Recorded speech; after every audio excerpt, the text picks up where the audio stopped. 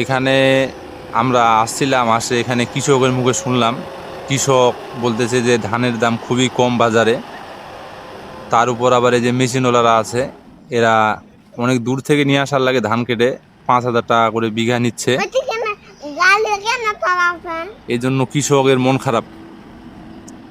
এক তো ধানের দাম নেই, দ্বিতীয়ত মনে করেন যে 5,000 টাকা বিঘা ধান কাটতেছে,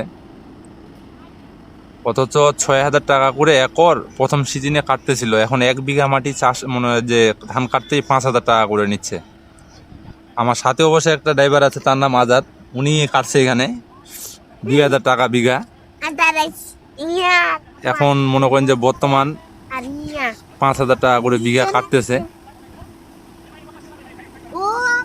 1 বিঘা মাটিতে মনে করেন যে ধান হচ্ছে 15 মন। 15 মন যদি ধরতে গেলে মনে করেন যে 10-12 হাজার টাকা কি 14,000 টাকা এরকম দাম হয় আর কি, যে শেষে ধানগুলো আবাদ করে।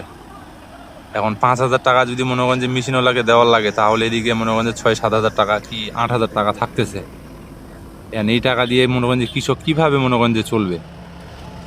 এই যে মনে করেন শুরু থেকে হাল চাষ করার লাগে, তারপরে যে রোয়া লাগার লাগে, জন খরচ আছে, সার বীজ, কত কিছু। এত কিছু দিতে গেলে তো মনে করেন যে টিকে না। যারা নিজস্ব মাটি তাদের হয়তো কিছু টাকা টিকবে নিজে পরিশ্রম করলে, কিন্তু যারা লোক খাটায়, লোক দিয়ে কাজ করে, ওদের